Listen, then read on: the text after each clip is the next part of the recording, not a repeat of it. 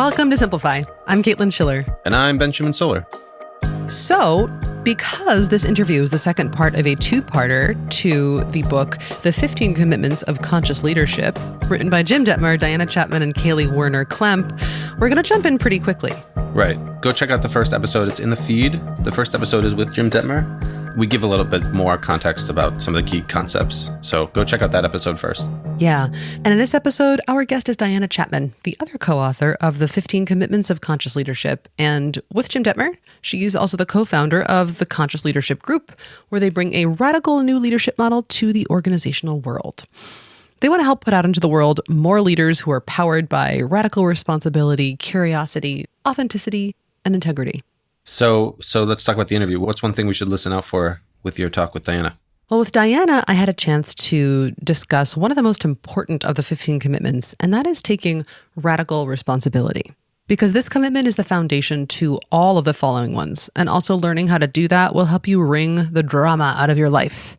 Cool. So radical responsibility. Should we just jump right into the interview? Yeah, let's do it. And after my talk with Diana, we'll catch you in the bookend where we're going to recap and add some context. And as always, share some book suggestions related to the topic with you. Cool. Let's hear it. Hi, Diana. Thank you so much for joining me today. Oh, it's my pleasure to be here with you. Diana, before we start talking about some of the concepts from your book, The 15 Commitments of Conscious Leadership, I wondered, could you introduce yourself the way that you like to be introduced? Sure. What I would say is I am someone who is passionate about helping people, both as individuals and as teams and as organizations, learn how to eliminate drama in their lives. Mm-hmm. How did you find that was what your passion was, and how did you transition into helping people with it? My brother-in-law was the CEO of a major corporation in the United States, and he was very interested in personal development. And he gifted me $5,000 over 20 years ago and said, you can do whatever you want with this money. But if I were you, I would go work with who I think are some of the finest coaches in the world, Gay and Kathlyn Hendricks. Mm-hmm. And so in my deep curiosity, I traveled out to California and studied with them and was really shocked that I didn't have this information sooner. It seemed fundamental to the well-being of myself and others. And so I studied with them for 10 years. Wow. Just immersed myself in this and made it my passion to spread this as far as and as wide as I could for the rest of my life. That is really cool. This is probably far too big a question to start with, but what was the thing that really hit you over the head? I think it was this concept of taking radical responsibility for my experience and for what was being created around me, and for understanding all the ways that I wasn't doing that was causing drama in my life. Can you say more about that? What does it mean to take radical responsibility? So I learned this wonderful model that Gay and Katie passed along called Karpman's drama triangle. And the concept is that most of us learned how to do relationship from a state of victimhood, and that there are 3 different flavors of victimhood. There's the true victim, and it's hard, and I'm trying, and I can't, and there's this sense of I can't have what I want. And then the other role in the drama triangle is the hero. And the hero's job is to take responsibility in a way in which the payoff is temporary. So we temporarily relieve ourselves a lot and we relieve others. And then the other role in the drama triangle is the villain. And the villain's job is to blame. Blame myself, blame others, blame them, who they are. They're screwing it up for the rest of us. And so my experience is that most of us run around in this drama triangle most of the time. Uh-huh. And so I saw how much I was doing that and learned new ways to take radical responsibility, which is I'm going to take 100% responsibility for my experience and for the results that I'm creating in my life for which I have control. How do I know which events I have control over and which ones I don't? Good. That's a great one. So, for example, if I'm in business, I don't have control actually of whether people are going to buy my product. What I do have control over is how I plan to market it, the different qualities about that product that I can control. And so I learn what can I control and what can't I? And that relaxes me. I don't get to control how you're going to feel when I tell you something honest, but I do get to control being authentic and revealing to you. Mm-hmm. That makes sense. Maybe we should you and I know what heroing means because it's in the book, but could you just give like a definition to what heroing might look like in practice? Yeah. So there's a way I can self-hero. I just spent 15 hours at work. Mm-hmm. Night after night, I come home, I hero myself with, I'm so burnt out. I've got to get some temporary relief. So I might use food, alcohol, binge watching, even exercise or cleaning I can do. I do something to give myself a little bit of a rest, to address the tension, the contraction inside of myself. That's been the result of heroing. So that's one way I see a lot of leaders self-hero. Another way they hero one another is a lot of them are really afraid to have each other be uncomfortable, especially emotionally. Mm-hmm. So I don't want to tell you that I'm disappointed in the performance that you're providing because I don't want to upset you. So lack of candor is a big part of how we hero one another. Another way is we listen to each other's gossip. So you come to me and you say, oh, they were so unorganized in that meeting. And I sit and I listen to it. And I give them some temporary relief because they get to blow off steam and they feel better after they talk to me. But they're not actually going to go take responsibility around having more effective meetings. But seen from a different angle, can't that also be spun as, providing a safe place for someone to share their thoughts? Sure. We can have that conversation from two places. And we, as you know, if you've read our book, we use this very simple model called the line. So from below the line, we're in a threatened state in this drama triangle talking about the issue, which means usually we're blaming somebody else and we're trying to find temporary solutions to the issue, sometimes just by talking about it through gossip. Versus from the above the line, I might say, can you tell me how you co-created that meeting being as unorganized as it is? Did you give feedback the last time the meeting was unorganized? What are you doing or not doing that's creating that result? And they say, well, it's not my meeting, it's their meeting. And I say, already you're not taking 100% responsibility for the meeting. It's our meeting. Anybody who's involved is 100% responsible for the success of the meeting. And a lot of people spend a lot of time divvying up who's more and less responsible for the results of whatever's going on around us. How do you help leaders move from a state of unresponsibility, irresponsibility, there we go, that's the word, to radical responsibility? Because that sounds like a pretty scary thing to do, especially for someone who, say, is a more seasoned leader who believes they are responsible. Yeah. So first of all, we have them take a look at, can you see that you're not taking 100% responsibility? And my experience is most everybody can see that. They can see that they're either taking more than their 100% or less than their 100%.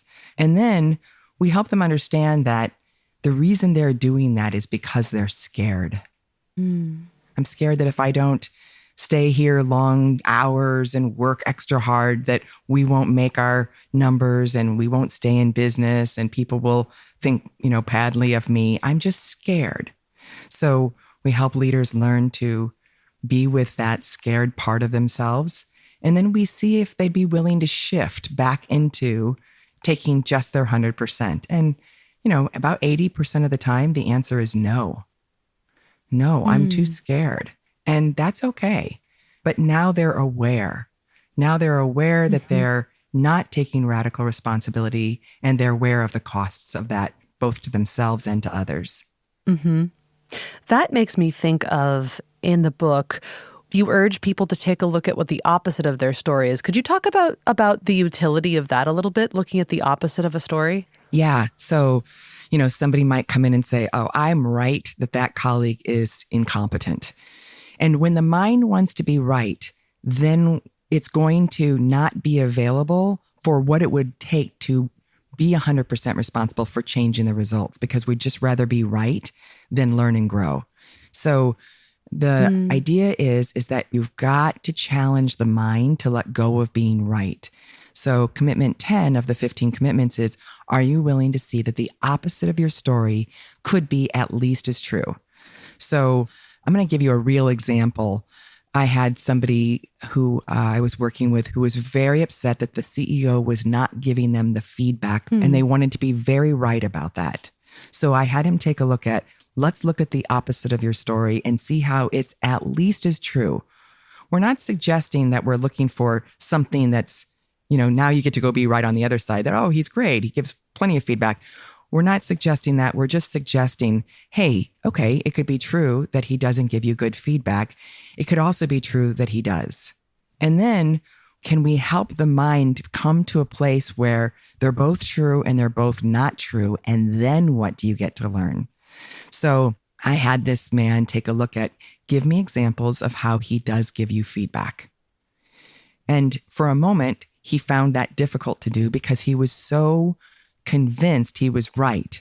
But as I asked him just to look, he started to go, well, he often does after we're together or after I led a team meeting or something, he gives me a brush by of some quick feedback that usually is pretty on point and helpful. So I guess he does do that. It's just a different style than I'm used to, but I can see that. And I said, great, give me another example. And we want the mind to not just go find one example. We want it to find several examples so that you can anchor it to, okay, I can see how I'm not right. Now, I still would like more feedback. Great. Okay. How could you go back now to your boss and from a place of taking 100% responsibility and from a place now of curiosity and not being right, seeing the opposite of your story, what's the conversation going to look like now so that you get your needs met?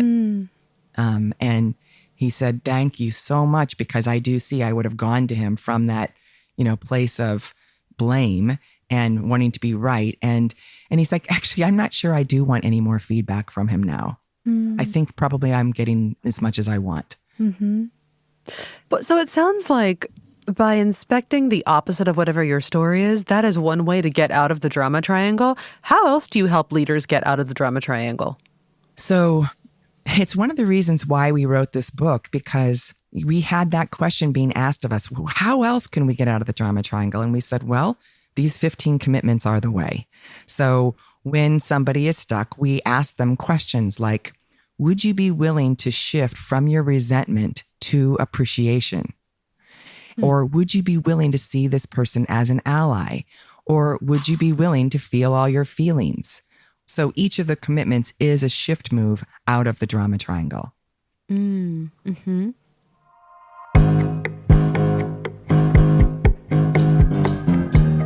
it's me. Just a quick second to tell you that this episode is brought to you, as ever, by Blinkist. Blinkist is an app that gives you a sneak peek into a whole world of great nonfiction books like Diana's by identifying the key ideas and transforming them into powerful little capsules of text or audio that you can digest in just about 15 minutes.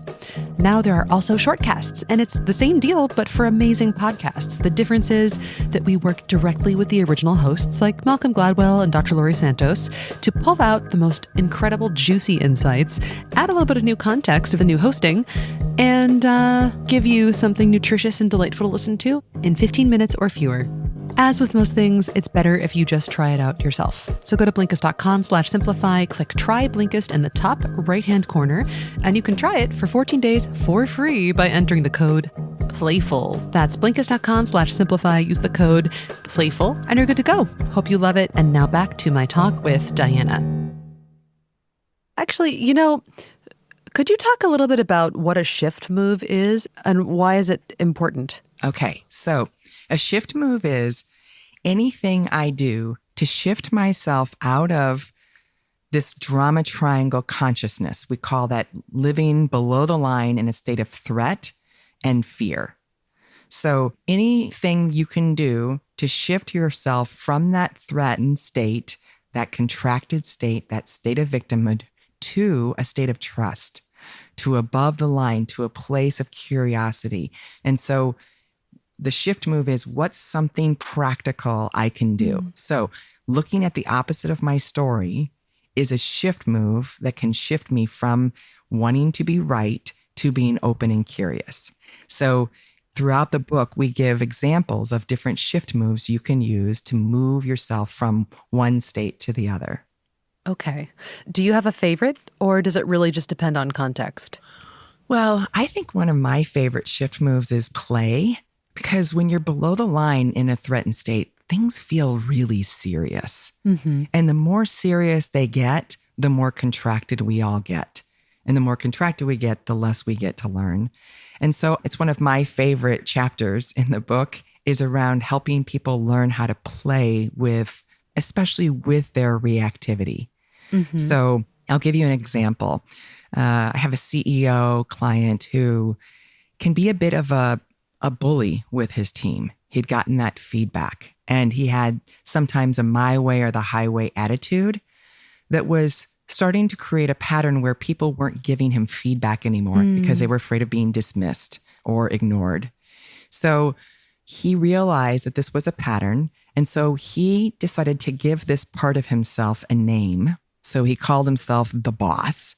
And he bought a construction hat, and he had it in the conference room where they would all meet.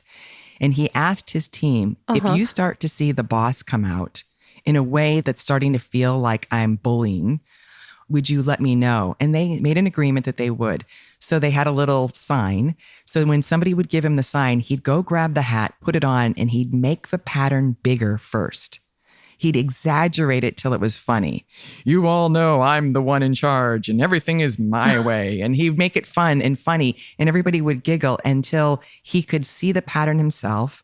He'd take the hat off and he'd come back into a more open and curious place to be more collaborative with his team. And it worked.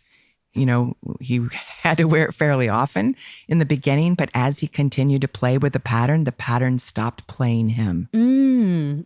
So we find that our clients are willing to acknowledge personas, name them, and have some fun with them at work. They tell their colleagues, hey, here's a couple of my personas that get me in trouble. And that's becoming more and more popular as people are being more willing to be vulnerable with one another. That's definitely a key. I wonder if some of the power in that is also getting the body involved. Yes. Yeah, it is. I love one of my favorite shift moves. It's a playful shift move with called rewind. And I particularly like to do it in my marriage. So let's say my husband comes home and he walks through the door and he yells, you know, it's hot in here and what's going on? Who hasn't raised the windows? And he's kind of just grumpy. So I just say, rewind. And he literally backs himself back out of the door physically and talks himself his language and goes, and goes back outside, opens the door and goes, oh, honey, it's so good to see you. You know, it's a little warm in here. Let's open some windows. You know, both of these examples that you've just shared with me make me think that it would be really difficult for some leaders to, or probably a lot of leaders, to introduce such playful modalities into their work life. How do you help people actually use these in their day-to-day lives? I'll give you a really practical example. There was a team who their CFO had to give the financial reports. And most of them thought it was pretty boring. And so they thought, how could we play in a way? Well, the CFO had an Irish grandmother who had this very thick accent. So he decided he would start singing and speaking the financials with this thick Irish accent. And everybody loved it. And so it became this playful time in the meeting in which he was in some ways performing the numbers. And they all started to say that they looked forward to his time in the meeting so that they could have that play.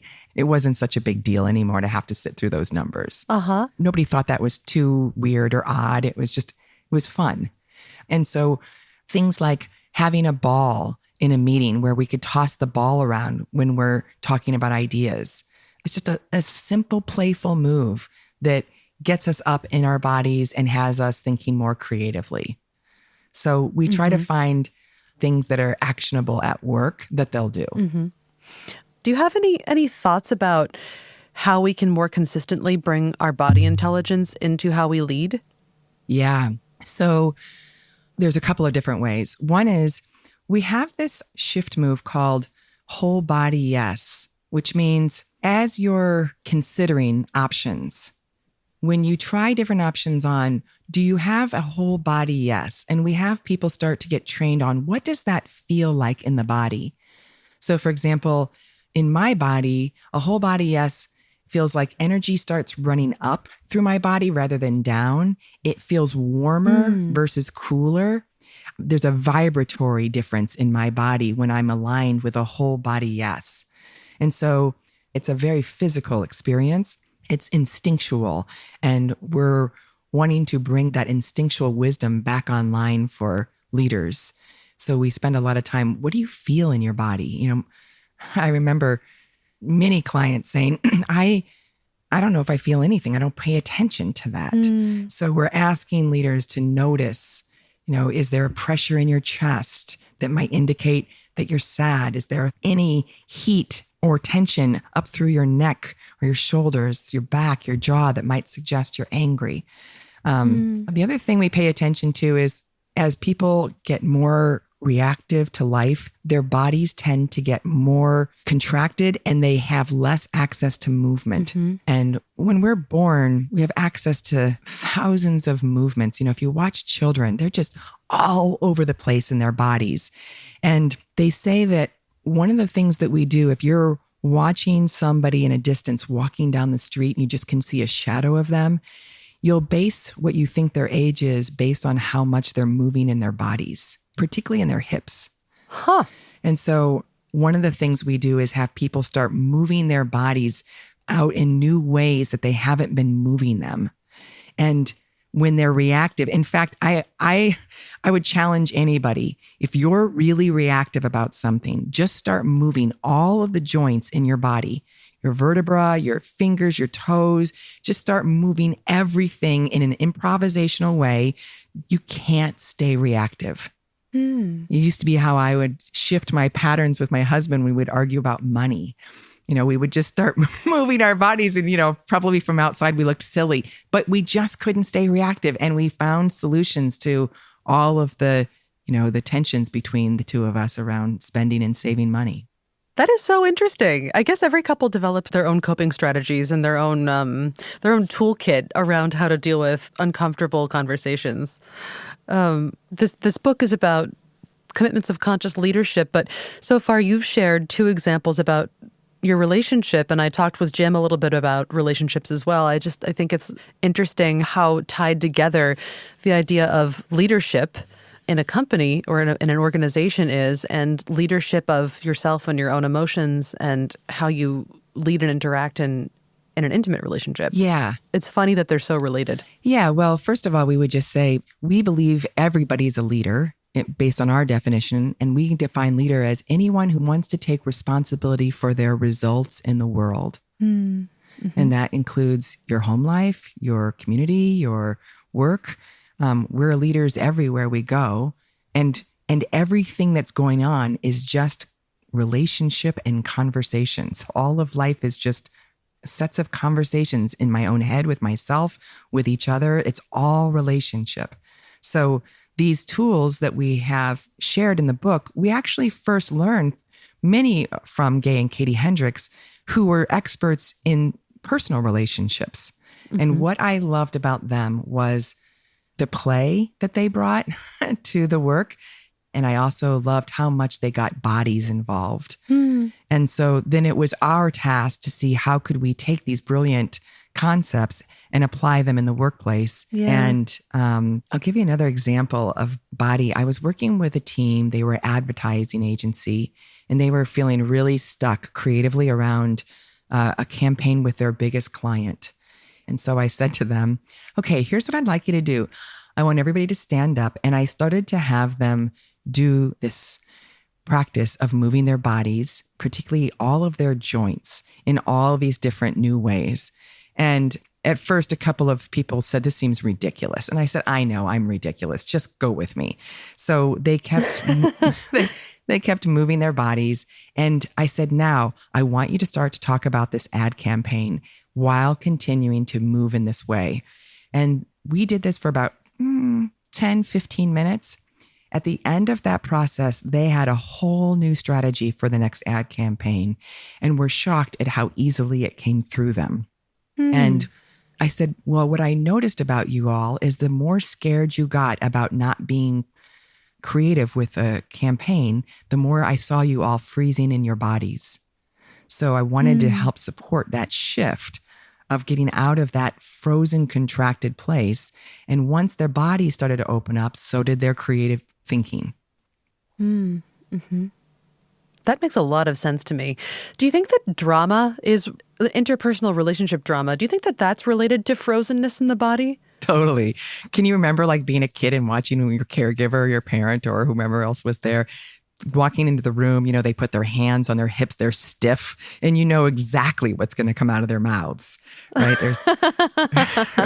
There's this contraction in the body that shows up, and then their worldview is formed in a certain way from that physical posturing. So helping people pay attention to the posturing and learn about it. Sometimes I'll just say, everybody stand up, move around the room, and go sit in a new chair in a completely different posture and keep having the conversation. And just that simple move can help people start to have a more open and curious conversation. That is such a neat place to start wrapping up our conversation, because you told me at the beginning that you are someone who's really invested and interested in helping people get out of drama and get drama out of their lives. And you've just described all these wonderful physical ways to expel drama. And thank you for that. I always like to ask people if they've read anything recently that they really love. If you've read anything related to your field or otherwise that you would really recommend to people who are curious about leadership. Well, one of the books I'm currently reading right now that I'm very much enjoying is Atomic Habits. I'm someone who can have challenges with my habits. And so I'm finding this book to be the best articulation of how to shift patterns that I've seen so far. And I think his ideas are very practical, and he's going more deeply into how much our identities and wanting to hold on to identities keeps us from creating habits that would really serve us. And that's speaking loudly to me right now. That's a good one. I've actually had some colleagues recommend that one too. Diana, I wanted to ask you, if there were one thing that you wish that leaders, young and old, new and seasoned, knew about conscious leadership, what is the thing that you really wish you could share with them? I think what I want leaders to know is we're all a lot more reactive than we think, that we're working and living from threatened states more than we're aware. And that's natural and normal. It's part of our wiring. But if we can start to wake up to that and love the scared ones in ourselves and one another that cause us to get into these dramatic patterns, and then with that compassion, start to get open and curious about how we could do it in new and different ways, I think we could make significant positive change around us. That's beautiful. Thank you. You're welcome. And thank you for this incredibly useful, generous book that you've put together. It's so helpful and I think extremely eye-opening for really anybody to read, whether or not they're leading a team. They're just, leading themselves around the world. It's great. Thank you so much for your work, and thanks for taking the time today. Thank you so much, and thank you for supporting us and helping get the word out. I'm grateful.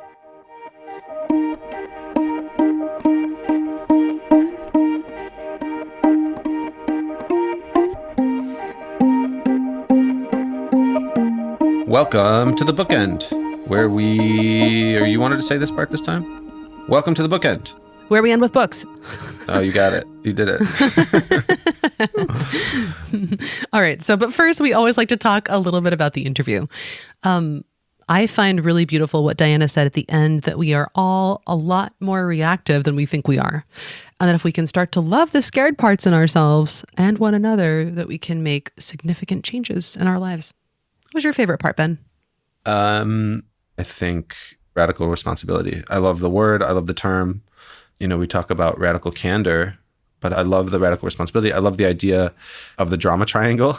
Yeah. So that's what I'm going to take. Yeah. The drama triangle. Yeah. I liked learning about it, but I also completely heard the ways in which I play those parts. And it was pretty uncomfortable, which is, I guess that's kind of the point, right? Yeah. Yeah. So what books did you bring? I brought a few books. One of the things that you and I didn't just touch on right now, but I think is also important, is this idea of play. So the book that I brought is Play, How It Shapes the Brain, Opens the Imagination, and Invigorates the Soul. It's by Stuart Brown Jr., and it is a science-backed look at play, why it's essential to social skills, adaptability, creativity, intelligence. It helps us problem solve. It's a really great blend of neuroscience and psychology and inspiring human stories of how play can transform. And I think it's a really cool book. I actually, since I did this interview, I've been dancing a lot more just around my house. And I found that it helps improve my mood. It shakes some ideas up a little bit. There's definitely something to this whole play idea, and this book will help you understand why. Cool. So my book is Radical Candor that I just mentioned. Yeah, you love that book. I love that book. I just think it's important. One of the topics that I really like in it is just the ruinous empathy. What is that? It's basically being afraid to tell people something that might be perceived as not nice, like critical feedback. And it doesn't help. Oh my goodness. Ruinous empathy. Yeah. Doesn't help you, doesn't help them. No, that's totally true. Wow. I feel like I need to read this book. As I said in the last episode, I find it challenging to deliver not nice news. But I understand also that that's me protecting myself. I mean, also the other person, but me protecting myself too. And it's not particularly helpful. Yeah. Okay. Should we do one more book? Sure. So there's this other cool book. I have to admit that I have not read it yet. I just found it and I really want to read it. It's called The No Gossip Zone, a no-nonsense guide to a healthy, high-performing work environment. It's by Sam Chapman. And in Commitment 4 of the 15 Commitments of Conscious Leadership, it is Speak Candidly. And they talk about how gossip is really it's fruitless. It's not good for anybody involved. There are different ways you can approach gossip. I've also heard things about gossip that it can be kind of relationship building. And I have always been a little bit skeptical of that. It's always this idea of like the enemy of my enemy is my friend. Like you are bonding with the person you're talking to about the other person by saying not nice things. And I think it's a natural human inclination. I hear myself slip into it regularly, but I'm definitely more aware of it than I used to be. And I think that this book could maybe help me get all the way there. So again, it's the No Gossip Zone. Yeah. You know what helps me with gossip is something I heard or read like a long time ago that was when you gossip about somebody and say something critical about them, you will be perceived as having that trait that you are saying the other person has. So if you're like, oh, this person's so impatient. They never wait. They just go. Mm-hmm. I'm not sure how this works, but whoever you're gossiping to will start to associate that with you. Yeah, that makes sense, though. That sounds like a thing the human brain would do. Yeah. And also no one will trust you. That's the other thing. It's like, well, because someone thinks, oh, if they're telling me that, then what are they saying about me? Yeah, right. Exactly. Those are like the things that to me really like make me really freaked out by the idea of talking about people behind their back. Yeah. You're like one of the most careful people I know about this. Really? Yeah. Wow. That's good. I try. I think I still gossip more than I'd like to, but I've been like consciously trying. Yeah, I can tell. Great job, Ben. Yeah. Good job, me. Let's, can we end the episode before something horrible happens? Yeah. Oh God, before you get way too uncomfortable with a compliment. Okay, let's do it. Take us out. Simplify was produced by me and Caitlin and Ines Blasius and Marta Medveshek. And if you don't know, we all work at Blinkist. And Blinkist is a cool app. We like it. That's why we do what we do. And Blinkist takes the key insights from the world's best nonfiction books and best podcasts out there, and we turn them into 10-minute-ish pieces that you can listen to while going around your life. So download it if you haven't yet. And yeah, what's the voucher code for this episode, Caitlin? The voucher code for this episode is playful, PLAYFUL, and you will get 14 days free of Blinkist if you go to blinkist.com/simplify. And Tap on Try Blinkist, upper right-hand corner. Just enter the voucher code PLAYFUL, and you will get 14 days free of Blinkist. Awesome. And if you want to write us, we're at podcast@blinkist.com, or leave us a review in the Apple Store. We read all of those. Caitlin reads them as voice messages to me. They're amazing. I'm on Twitter at BSTO. Caitlin's at Caitlin Schiller. Otherwise, we'll catch you in the next episode. Check it out. Sounds good. Check it out.